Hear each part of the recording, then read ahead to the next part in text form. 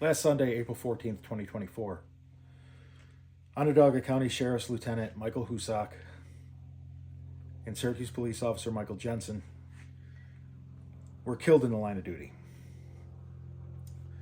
by a piece of shit.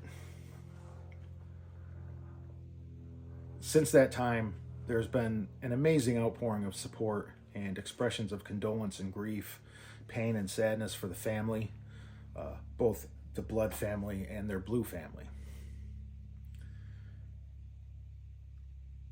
There's been a lot of people who have been saying really nice things and trying to put us in the mindset where we could, as a community, we can move past this. But I'm not really in a forgiving mindset. I am not.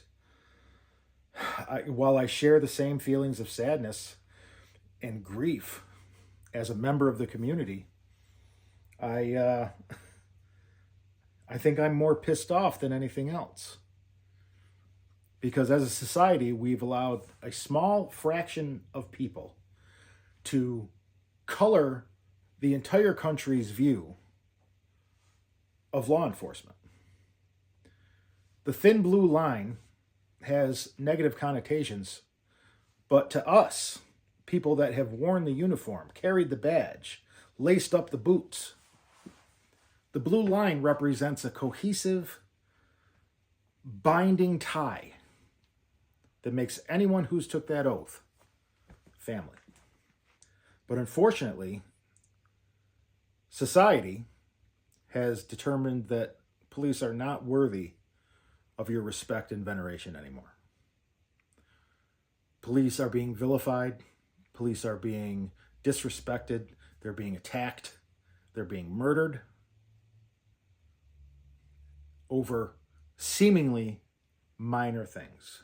We have created a generation that does not respect law enforcement, that does not respect the rule of law. We have decriminalized theft. We've decriminalized drugs. We've decriminalized violence. Some police departments don't even respond to some crimes anymore. You just fill out a report online. What message does that send? The message is that it's a free-for-all. You can do what you want. Bail reform, supposedly for nonviolent offenders, has released more dangerous people into the streets that have subsequently caused so many more problems, all in the vein of equality and equity.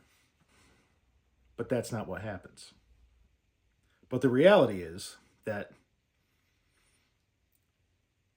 our kids who used to be encouraged to seek out the police if they ever needed help are taught to fear the police. If a kid expresses interest in maybe becoming a police officer, he's laughed at and mocked and shot down. It's a noble pursuit. It's an admirable trait to want to serve others. And it takes a special kind of person to do that job. It takes an even more special kind of person to do that job for 20 or 30 years or more. I couldn't do it.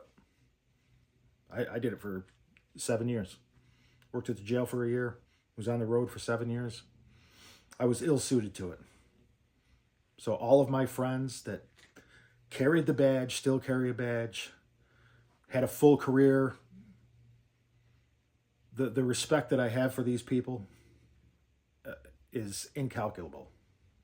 But every time I open social media and I see just nonsense being spread, people, videotaping cops just walking down the street and trying to goad them into some sort of altercation.